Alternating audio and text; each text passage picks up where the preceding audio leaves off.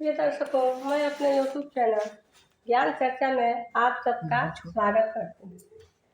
आप सब जानते हैं जन्म कुंडली के 12 भाव होते हैं और 12 राशियाँ भी हैं। काल पुरुष की कुंडली की माने तो हमारा पहला भाव मेष लग्न को दर्शाता है और बाएं क्रम से आगे बढ़ते हुए 12वें भाव को मीन राशि माना जाता है।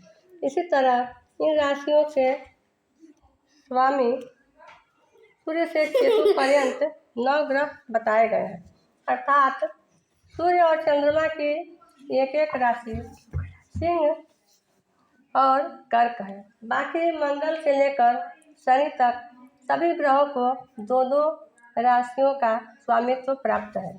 राहु और केतु को अलग से कोई राशि प्राप्त नहीं है, परंतु राहु को कन्या राशि और केतु को मिथुन राशि का स्वामी माना जाता है।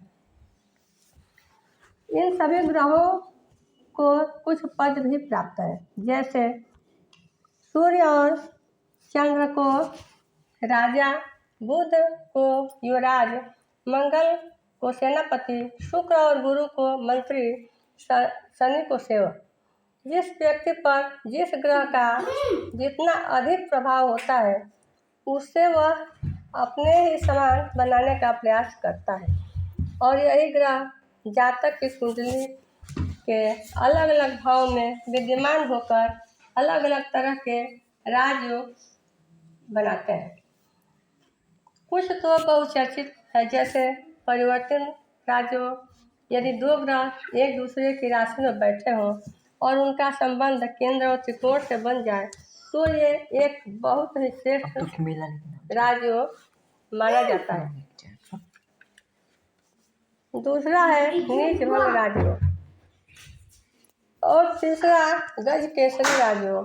ये चंद्रमा और गुरु के युति या दृष्टि संबंध से बनते हैं।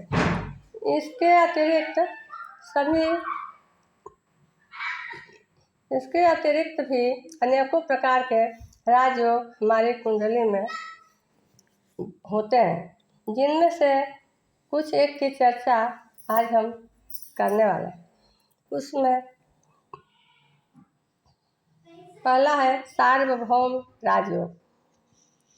पत्रिका में यदि पूर्ण चंद्रमा पर सब ग्रहों की दृष्टियां हो तो ऐसा जातक दीर्घजीवी होता है।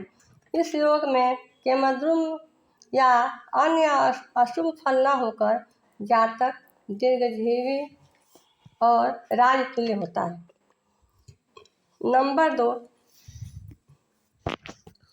सब ग्रह बली होकर अपने अपने घर में वर्गोत्तम नवांश में हो तो शत्रु को जीतने वाला और अतुल्य धन का स्वामी होता है। नंबर 3, सर्वबंधित राजयोग। पत्रिका में एक भी शुभ ग्रह उच्च में होकर केंद्र में हो, उस पर पाप ग्रह की दृष्टियां या युति ना हो अथवा पूर्ण बलि सूर्य केंद्र में हो, उस पर पंचम भावस्थ गुरु की दृष्टि हो तो ऐसा जातक वंदनीय और भूपति होता है। नंबर 4, प्रसिद्ध यशस्वी राजयोग। यदि पत्रिका में गुरु से दृष्ट रवि, चंद्रमा से दृष्ट शुक्र, मंगल से दृष्ट शनि यदि चर राशि लग्न में हो तो ऐसा जातक शत्रु विजेता और यशस्वी राजा होता है। नंबर 5, सतयोजन भूमि का स्वामी। रेवती, उत्तरा फाल्गुनी, पूर्वा फाल्गुनी, मूल या पुष्य नक्षत्र में स्थित सूर्य लग्न में हो तो जातक 100 योजन भूमि का स्वामी होता है। प्रिय दर्शकों, हमने आज कुछ एक राजयोगों के बारे में जाना। ये उन ज्योतिष प्रेमियों के लिए है जिन्हें ज्योतिष में रुचि है और ज्योतिष के कुछ भाग को विधिवत समझते हैं। वो अपनी कुंडली में इन राजयोगों को ढूंढ सकते हैं। अगले वीडियो में हम जानेंगे कि राजयोग हमें कब और कैसे प्राप्त होते हैं। यदि ये वीडियो अच्छा लगे तो लाइक करें। तब तक के लिए नमस्कार।